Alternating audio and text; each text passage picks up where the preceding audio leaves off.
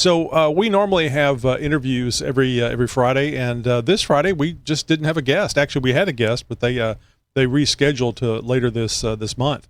So I thought I would get Josh on here, and Josh and I would just, as I told Josh in the message, just a little bit. But first, what I'd like to do, Josh, is I saw a recent TikTok video where this lady mechanic was going around measuring tire tread depth. And it's a little tool. I can't believe I don't have this little tread depth measuring tool. And I thought to myself, this question is I've always had this question as far as tread depth and four-wheel drives, because I think everybody knows how critical it is for the tires to be matched closely. If you have a locker or if you have a limited slip, you don't want those tires to be the diameter to be, or the circumference to be very much different between them. And it really depends on what you're doing with the rig and four-wheel drive, lockers, so on and so forth. So I thought we'd tease this a little bit for talking about this in depth next week, on both with you and on our roundtable. What's your idea as far as having a four-wheel drive and buying tires? Oh, you're going to give me a chance to speak. Outstanding. I didn't think I was going to get a word in edgewise today. Well, I'm glad you called on me, Tony, because I know the rest of the class had their hands up too. Real quick, I wanted to share with you that, the lady mechanic that you were watching going around and measuring people's tires, I do this all the time. It's a public service announcement. I kind of consider it my good deed of the day, but nobody ever appreciates it. I'm always getting heckled and chased around and people yelling at me like, what the hell are you doing? And why are you in my garage at 3 a.m.? Oh, no, I don't get it. No. The public bathroom is not where you go to say, Mr. I can measure that for you. You do not solicit in the public bathrooms. Yeah, you raise a good point, Tony, about tires matching and stuff like that, especially if you've got a locker. This would apply more so, especially true if you've got like a spool in your differential, like a full-time locker. That type of thing, it becomes very, very critical. Anybody who owns an all-wheel drive Jeep or an all-wheel drive vehicle knows how critical it is and kind of how necessary it is that all tires match. And in fact, anytime you go in to replace a tire, they're going to say that we need to replace all four because it's an all-wheel drive vehicle. So this would apply to a lot of the Grand Cherokees out there and any other Jeep that has full-time all-wheel drive. Now, for those of us who have selectable lockers or have limited slip differentials or a lunchbox locker, it isn't as critical, but you certainly want your tires to match, and that's for the sake of ease on the gears and everything. You wouldn't want a 28-inch tire on one side and a 32-inch tire on the other side. Even in the case of an emergency. That's why your spare should match what you are running as well. And probably why they don't have space savers on Wranglers and Gladiators. Exactly. Because things can get very, very ugly very quick, both in the differentials or in the transfer case, even the transmission too. So yeah, whether it comes down to, one side is 7/30 seconds, the other side is 10/30 seconds, that's not really going to be a big of a deal. And yes, tires are measured in 30 seconds of an inch. Yeah. And so they kind of, use the old Lincoln's head on a penny trick to measure your tire wet depth. And if you can see, Lincoln's crown, then your tires are too low or something like that and tread. I'll have to add that to my research. But I'll tell you, when we stop recording, I was surprised the circumference difference that you can get away with on a four-wheel drive and in four-wheel drive with lockers on. But I'll share that with you when we get done here. And I think it'll surprise you too. Yeah, because there's some serious tricks. Yeah. And next week our viewers will find out what I found out. Of course, you can go ahead and Google search it yourself, but just wait. It'll be more fun hearing it from us. No, it's going to be a great conversation too. This is going to go down some rabbit trails you're not expecting. All right, Josh. So I thought it'd be kind of cool. I bet you there's a large number of people that know about you being on the show and being here for many, many years, and actually being in a situation where you were in more of a studio setup with a better microphone and audio equipment and stuff. And I was like, one day I was just like, hey, Josh, is there any way, do you have any time to come back on the show and we got to spitballing it back and forth, and it's like, hey, let's see if we can do it from the phone. So that's why you see shaky video from Josh and a headset that he's talking into, because we tried it without the headset initially, and it was okay. Oh, good. I mean, we could hear you, but yeah, Tony and I have long since been sticklers about audio quality on the show, and it's one of the things that we have prided ourselves with over many other podcasts is being able to deliver high quality audio, large bandwidth, free storage, all that kind of stuff, bringing you the best quality show that we possibly can. And I know this isn't ideal, shaky video and a headset and stuff like that. And we're going to try and get me in the studio a little bit more, I should say back in the studio. But of course, that's going to require your help as a listener, spreading the word, helping us get the exposure we need for the show, and subscribing so that you don't miss any content at all. And of course, with me being back on the show, well, there's going to be a little bit more content coming your way. Yeah, and some I don't want to say fighting, but let's just say disagreements, because Josh and I agree on many things, but not everything. And sometimes it can be kind of funny. I missed the debates where we get the boxing ring bell going and stuff like that. Yeah. And so I don't know if you remember this. We were having a discussion, I think, about antenna length on the Jeeps. Oh God, those bullet antennas and stuff. And then I kind of messaged you because I said, let's go for it. Let's fight. Yeah. And you're like, yeah. And we got after it. And one of the regulars sent me a note, or sent Jeep Talk Show a note saying, I don't like it when you guys fight. I don't like it when mommy and daddy fight. Yeah. I don't like it when you guys fight. I fight at home. That's not the reason why I listen to the Jeep Talk Show. Right. I get plenty of that at home. I don't need it from you guys. Yeah. And that was it was all for fun. Yeah, that was a valid response too. It's like I don't need. No, totally. Oh yeah. It's entertainment. I was looking at it like a drama thing, but it wasn't. I mean, you felt the way you felt, but we're generally more respectful and polite than what we were in that conversation. Oh yeah, no, the guards were down a little bit on that one. We're letting Josh is like, finally, letting hands fly. I get to talk about what I want to talk about. If we were in a studio, we would probably have a lot of fun. We'd have to have a wide angle camera, so when we got up to fight, push each other around, push each other away, push away from the table. All right, that's it. That's it. We could have a ref with a flag. They throw the flag in the air when we got a little throw the yellow flag. Oh, Josh got a red card. Oh, speaking of red card, and this is the thing I told you about where we just about something. Did you follow any of the soccer stuff? And shouldn't it be called soccer and not football? Well, yeah, I've long since had a beef about that. Yeah, really quick. I'm almost running out of time, but I'll share this one little anecdote with you about this year's World Cup. So the guy who I work for, he has a daughter who ended up marrying an Australian, and she actually moved to Australia for the better part of a few years, and they just moved back not quite a year ago. This is his first time in the States. At least living here now. So he's a dual citizen now, and is living here in the United States. So when the United States and Australia faced off, and it was like us, and USA ended up winning the second in a row, and it was the own goal, like in the first 20 minutes or something like that, and oh boy, we did not let him live that down. You know how Australia is, they're giving us the points, and things like that.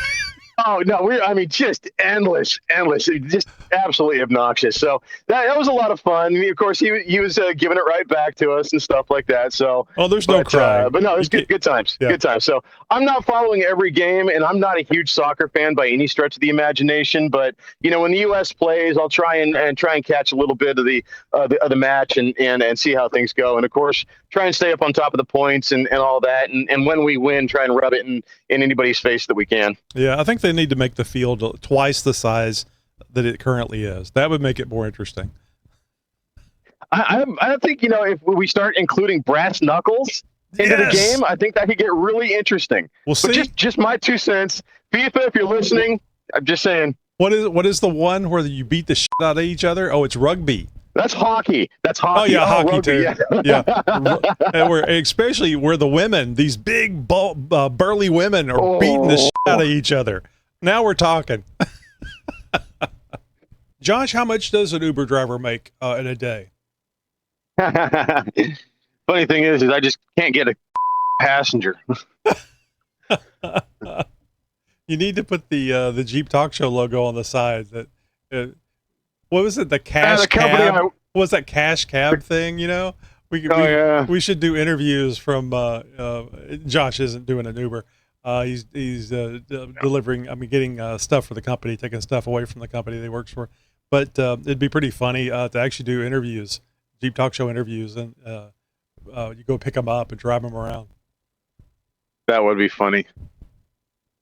I just a random person I see in a parking lot somewhere. Hey, can I take you for a ride? Yeah, I don't think so, here, pal. You want to make $5 the easy way?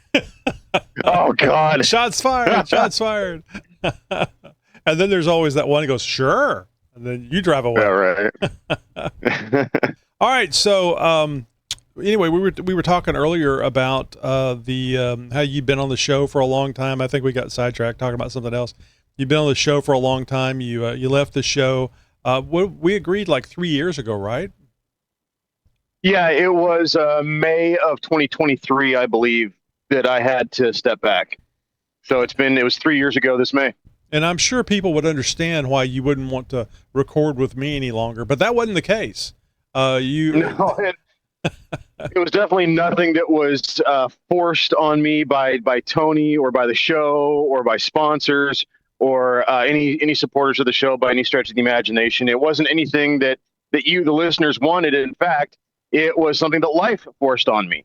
And so it was a number of factors that contributed to me just not having any spare time to do anything with the show. I thought that I could kind of still be somewhat able to provide some content, from the back end, a little bit of work in the studio and stuff, but that very quickly evaporated, and I wasn't able to continue to do that either. So 3 years ago, a little bit more, I had to step away from the show, and still active in the Discord server where I was able to chat with people here and there, drop some grenades every now and again, a little sniper hit, and pop in and say what's up. But that was about the extent of it until, what has it been, Tony? About a few weeks back, a month ago or so. And we figured out the logistics of trying to make this happen.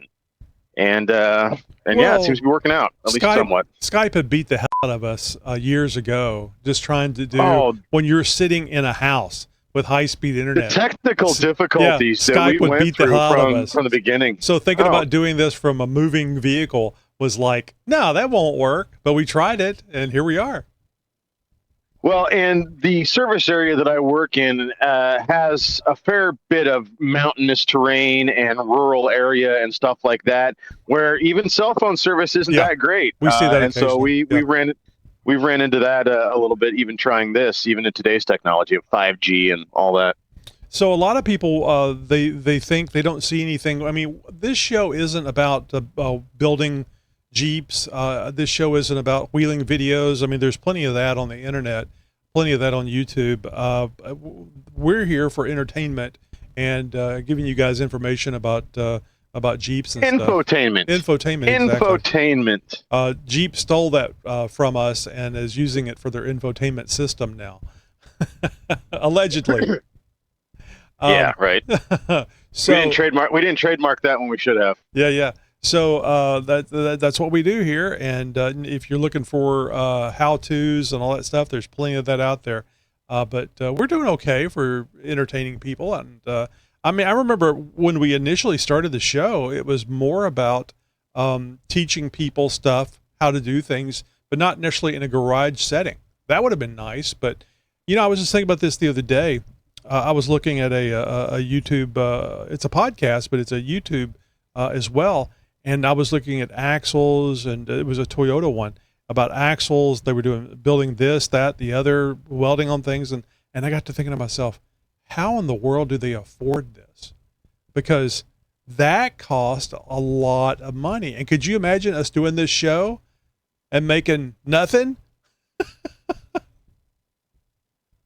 I mean, Well, I mean, we for years we didn't monetize the show. I think for probably the first decade. oh yeah, But aside from that, yeah, there's been high hopes that you and I have both had pipe dreams for this show for years, wishing that we could do one thing or another. I mean, we've always wanted to be in the same studio. That would be cool, but we have to rely on technology for that until I can move to Texas, which may or may not happen. But anyways, being able to go on road trips and stuff like that, it would be really cool to be able to have somebody be a videographer for us mm-hmm. and actually be able to get into a garage and do something with a listener or something like that. Right. I think that would be kind of neat too.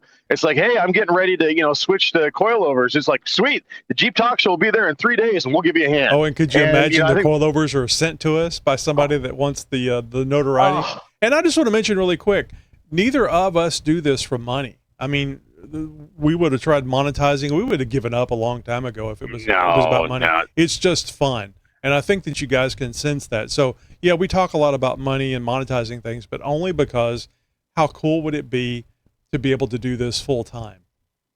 Well, not only that, that's what the rest of the industry is doing. I mean, you can't go and find any kind of a decent amount of content on YouTube or TikTok, even Facebook for that matter, about Jeeps or about somebody doing a build or technical things, tech tips and things like that don't have a bunch of commercials on the front and the back end of it. And right. So it's one of those things to where, everybody's trying to monetize every little thing because everybody wants to be a YouTube star. Everybody wants to be the next TikTok viral sensation. And it's just, I wish everybody the love. And but what, Tony, we've been Jeep one form or another for 13, 14 years. Yep. Correct me if I'm wrong there, but neither one of us are millionaires. Neither one of us have gone viral. So I blame Joe Rogan for high expectations. Oh, 100%. You know how much we've been bugging him to get on the show? Yeah.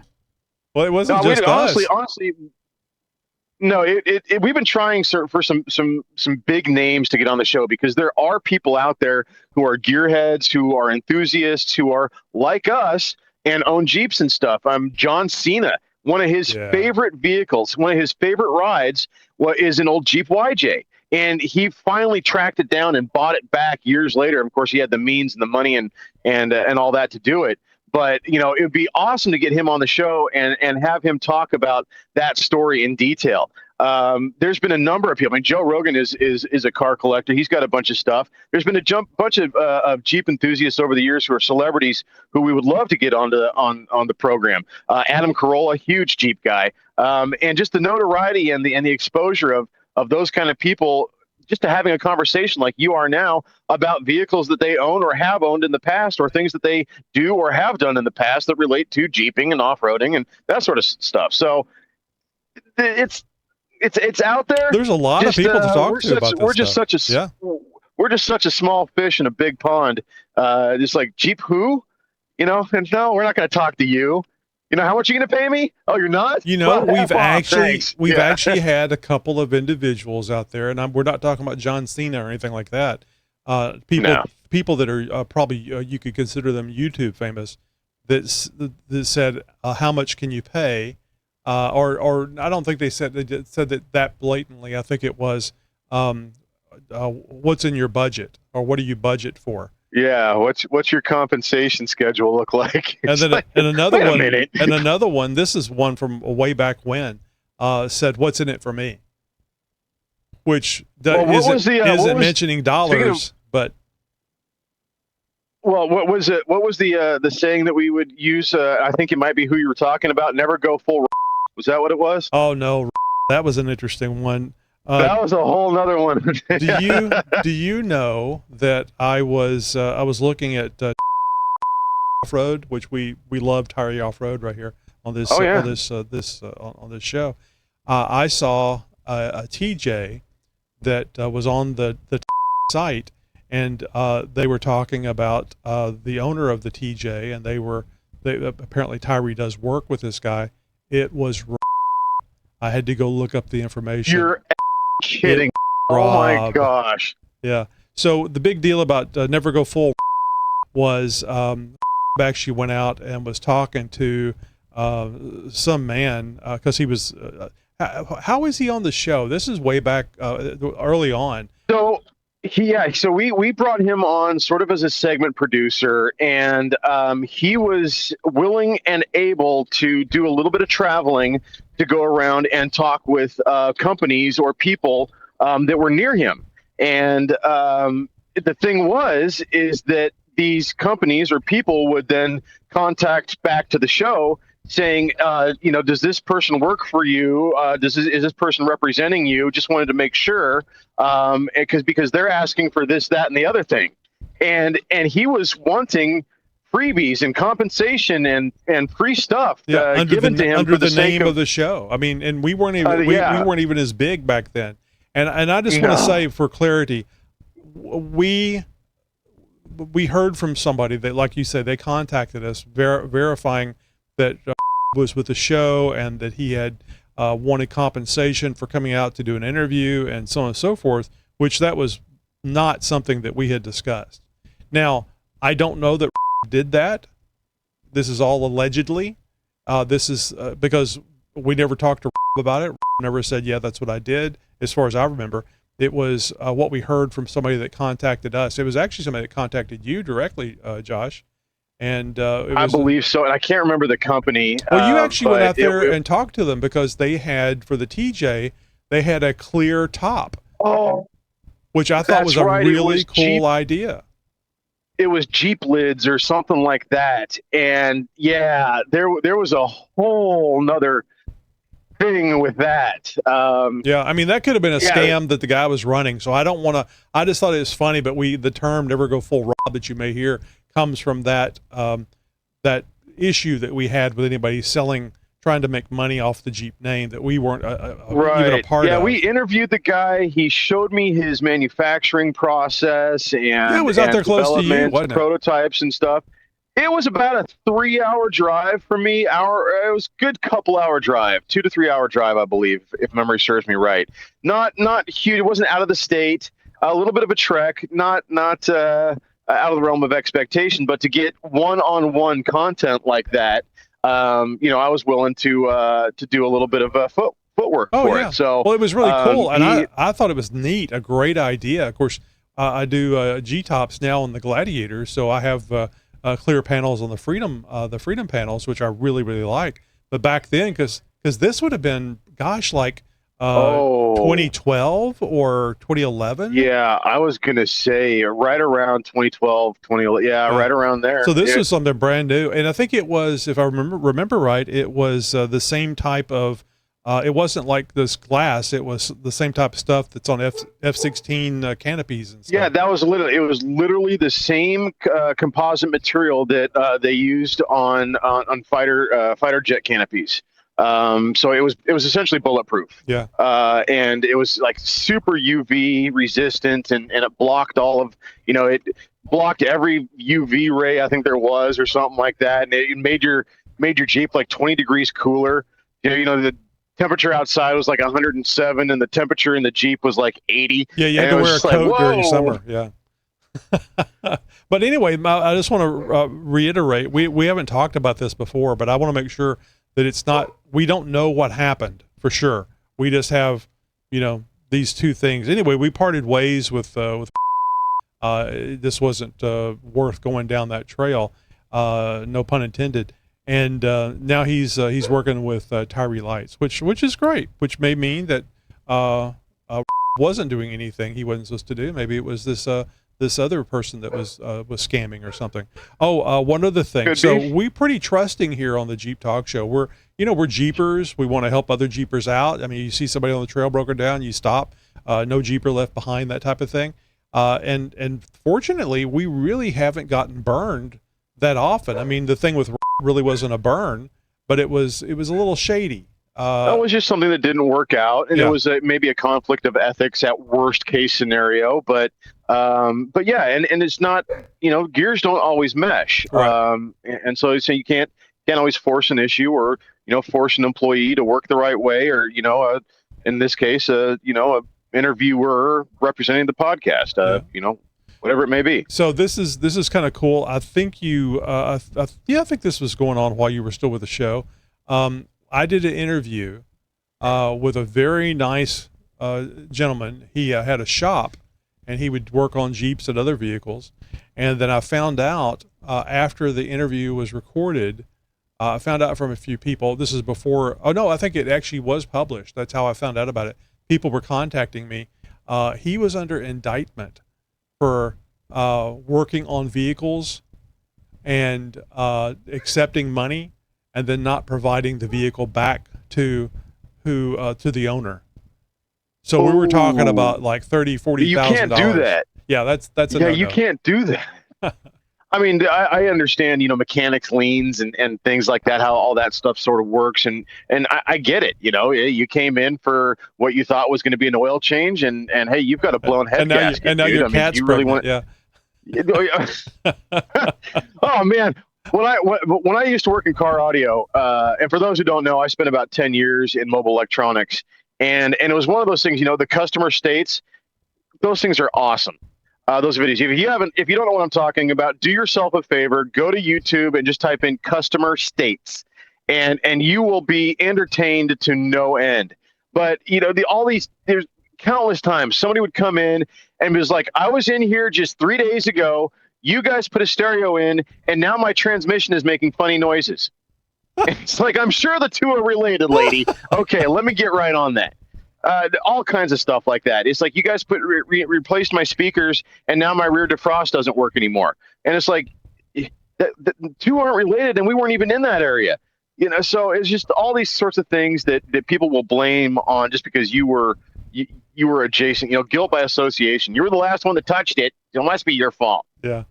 And then there was one more where I did an interview with a gentleman, and after the interview, not right after, not during, but within about a week or so, he requested that the interview not be aired. Oh, I remember that. Yeah, that was during my hiatus. But it was really, really weird course of events. That after this interview, somebody decided that they didn't want that aired, and that was just the oddest thing because of the potential exposure. Yeah.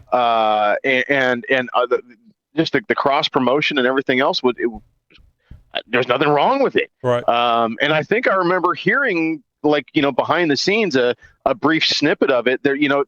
The audio quality was fine. The person was articulate. Well, I mean, I found out, and I think I found out through one of the other members of the Jeep Talk Show team, because he had called that person, and I didn't ask him the questions that would help him promote his channel.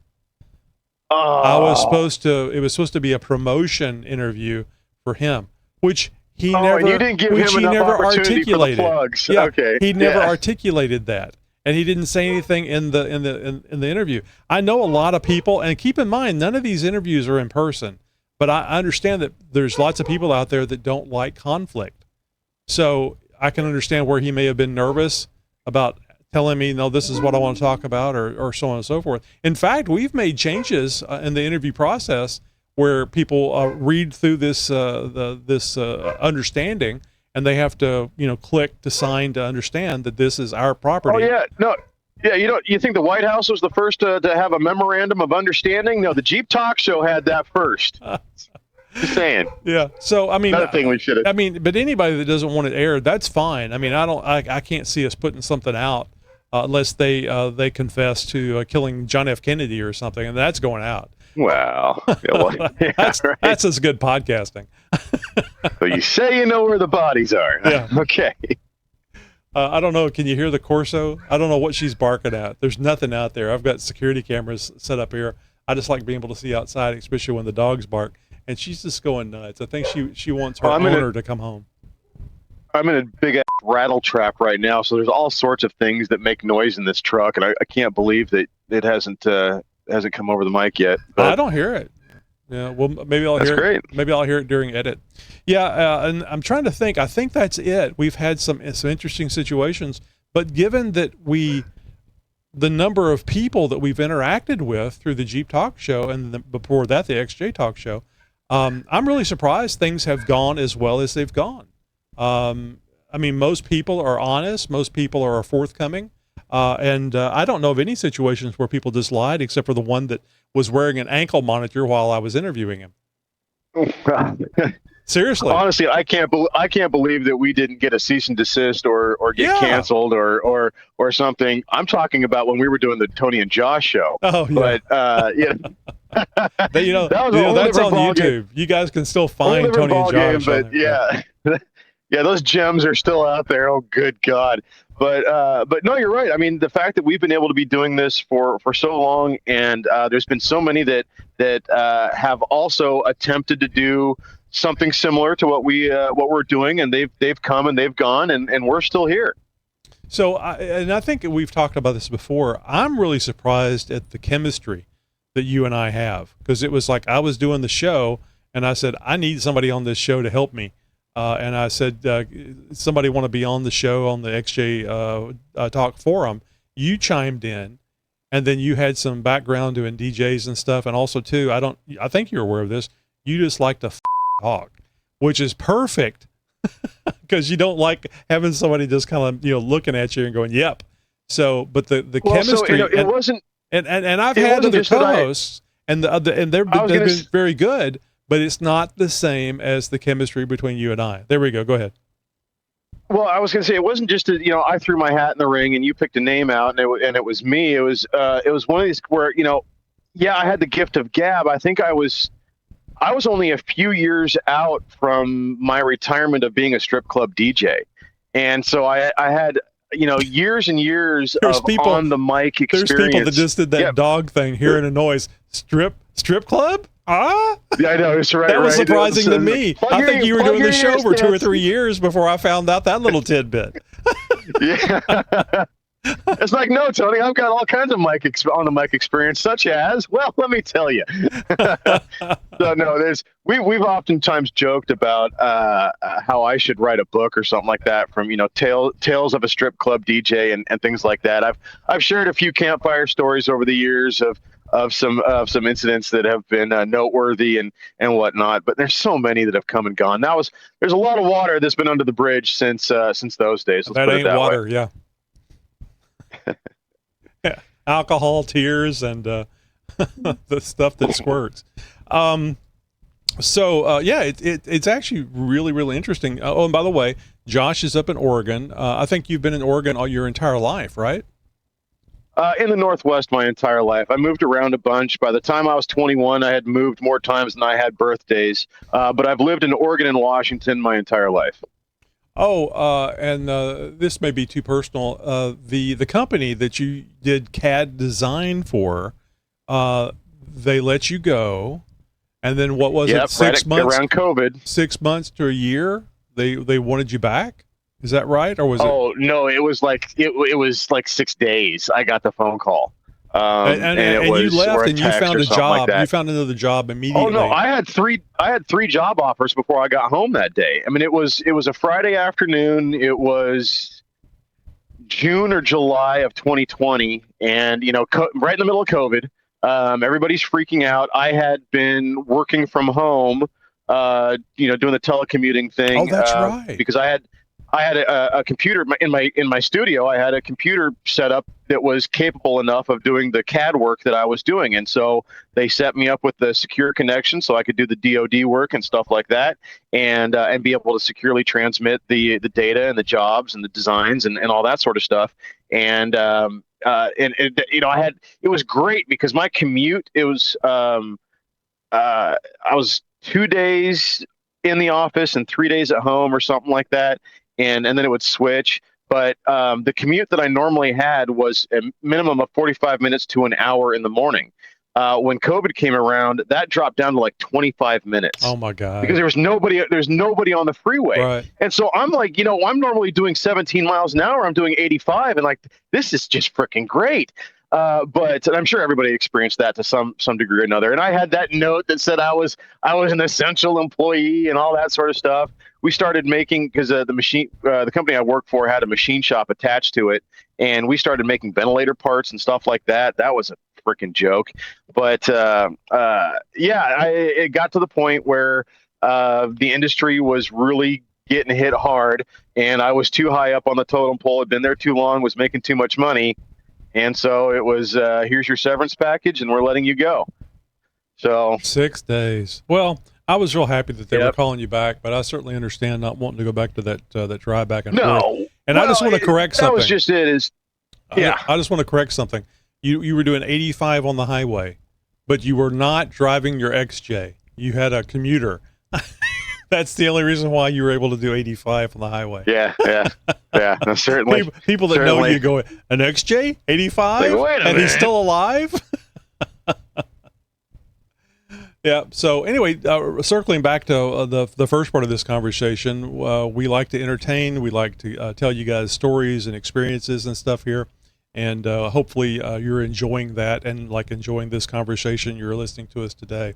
Again, this is in lieu of a interview that was supposed to be recorded, but we were they rescheduled. So I think that this is kind of interesting conversation, and it kind of gives you and I a chance to catch up.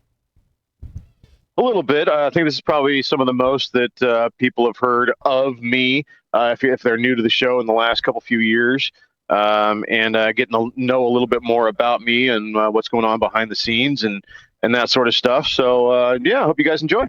We had several, and I told you this, just letting everybody else know, we had several people go, is Josh back? Is Josh really back? And I think you are. I mean, this is like the John Wick thing. Like, yeah, I'm back. Yeah, I'm back because we found a way to get you back on the show. It's not as great a studio thing that you had going there. There's no green screens. There's no people coming in catering with the cart with food and all of that stuff that people can have in the business. But it's you're here and they're getting the good interaction between the two of us. So that's all that matters. So what's next, Josh? I know that next week we're going to be talking about the tire size differences and measuring your tread depth. I have not got to it yet, but I want to find out if the tread depth measurer, whatever it's called, that if you have to have a different one for mud terrains, maximum tractions, because the lugs are so big. I get the feeling they have it set up where you use the same one for street tires or mud terrain tires. That is correct. All tires are measured.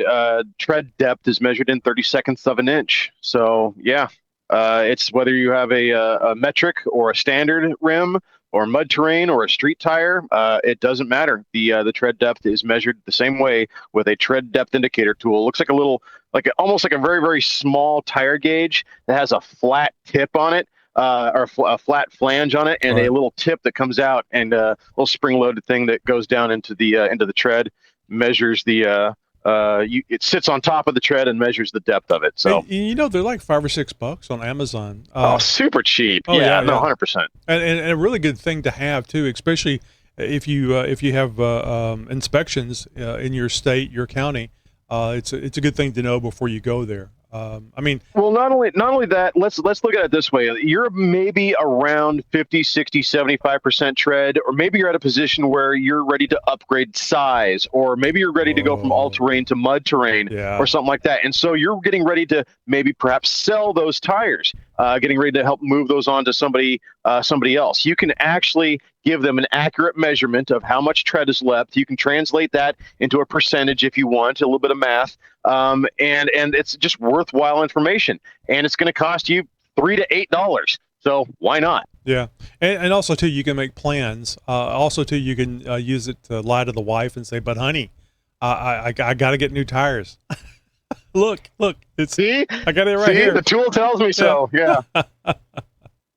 All right, Josh. Well, I think you are destinated. I remember on the ham radio, whenever it was big and popular in the 80s, before cell phones and stuff, people would say they had reached their destination, but they would shortcut it and say, I've destinated, or some of them would say, I've detonated, which was, which I thought was pretty funny. That was after a trip to Taco Bell. Hams are hilarious. I just got to tell you. So anyway, 73s to all my ham buddies out there. Yeah. And also too, I think it's 73 because it's best wishes. So if you say 73s, you're saying best wishes. Yeah, kind of like the boys did in Living Color when they were talking about the anatomy of a female. Oh, nice. All right. Well, anyway, timely reference. Yes, yeah, I know. Anyway, you guys know the ordeal here. The thing that people always say on YouTube. If you're watching us on YouTube or Spotify, make sure you like, share, and subscribe. Just and give us a comment. Do you already know about the tire size thing and what tire size difference you can get away with? Give us your information. How do you like this episode? This is just kind of a general chat that we had, and Josh and I can always come up with something to talk about. So, yeah, we can do more of these if you like it. Not all the time, because we do a show. We don't just do some what's going on with Josh and Tony. We did that when we first started doing it. It was just, hey, what's been going on? Hey, Josh, tell me about that peanut butter and jelly sandwich that you had a little while ago. Is it crunchy or was it smooth? I was thinking that, yeah. Was it crunchy or smooth? Was it GIF or GIF? Yeah. So, and nothing wrong with those podcasts that do that. I just think that's not why you come here. Anyway, go over to xjtalk.com/contact. Reach out to us. There's all different ways. Josh mentioned the voicemail. You can actually send us video voicemail, and we can have fun with that. We could play your voicemail, your video voicemail here, and then have me and Josh respond to it.